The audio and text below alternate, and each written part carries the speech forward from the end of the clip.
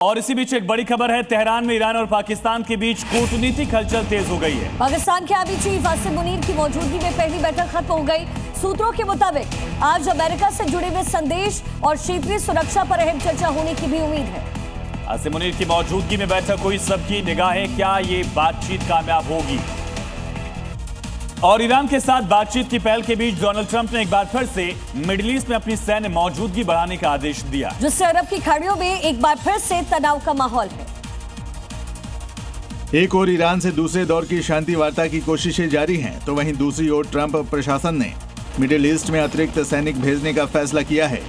अमेरिकी media the Washington post के मुताबिक अप्रैल के अंत तक अमेरिका ज्यादा अतिरिक्त सैनिक मिडिल ईस्ट भेजने वाला है, जिसमें 6000 जवान यूएसएस जॉर्ज H.W. बुश पर तैनात होंगे, जबकि 4000 जवान बॉक्सर एम्फीबियस रेडी ग्रुप और 11वें मरीन एक्सपेडिशनरी यूनिट के साथ पहुंचेंगे। बता दें कि करीब 50,000 अमेरिकी सैनिक पहले से ही मिडिल ईस्ट में तैनात हैं। फारस की खाड़ी में हॉर्मुज स्ट्रेट पर अमेरिकी नाकेबंदी से ईरान बौखला गया है। और इसके बाद ईरान ने 3 समुद्री रास्ते को बंद करने की बड़ी धमकी दी है। इससे ग्लोबल मार्केट में टेंशन है। शांति प्रयासों के बावजूद अब भी मिडिल ईस्ट बारूद के कनस्तरों से घिरा है, जहां किसी एक की गलती की चिंगारी से अरब की खाड़ी फिर दहल उठेगी। हॉर्मुज में अमेरिकी नाकाबंदी के बीच अमेरिका ने ईरानी बंदरगाहों से आने जाने वाले 10 जहाजों को रोकने का दावा किया है, जिसके बाद बौखलाए ईरान ने धमकी दी है कि अगर नाकेबंदी जारी रही तो ईरान लाल सागर, फारस की खाड़ी और ओमान की खाड़ी में समुद्री व्यापार पूरी तरह रोक देगा।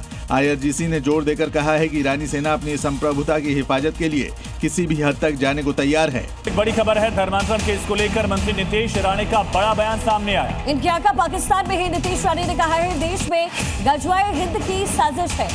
नीतीश राणे ने कहा कि सरकार इसको छोड़ेगी नहीं, बख्शेगी नहीं, कार्रवाई करेगी, सख्त कार्रवाई करेगी। मैंने हमेशा से आपको कहा है कि 2047 तक इनको इस हिंदू राष्ट्र को इस्लाम राष्ट्र बनाना है, जिसके वो गजवाए हिंद जिसका उन्होंने नाम दिया है। जब तक ये लोग हर काफिर को का धर्मांतर करते नहीं हैं, तब तक इनका इस्लाम राष्ट्र बनाने का जो इनकी ख्वाहिश है वो पूरी होगी नहीं। तो इसलिए अलग अलग तरीके का जिहाद, या तो मैं आपको बोल रहा हूँ हर चीज़ में जिहाद, लैंड जिहाद, लव जिहाद, हलाल जिहाद, गेम जिहाद, और अभी आया कॉर्पोरेट जिहाद। मतलब इनकी ये मॉडस ऑपरेंडी है कि इस राष्ट्र को अगर आपको इस्लाम राष्ट्र बनाना है तो हर एक सेक्टर में, हर सेक्शन ऑफ द सोसाइटी में जिहाद करो, और उसके उसके अंडर ही ये सारी चीज़ें आपको होते हुए दिखी है। कभी लव जिहाद के केसेस ओपन होते हैं, कभी लैंड जिहाद के होते हैं। मतलब हमेशा जैसे मैं कहता हूँ कि इनसे कुछ हिंदुओं को छोड़ के किसी को कुछ खरीदो मत।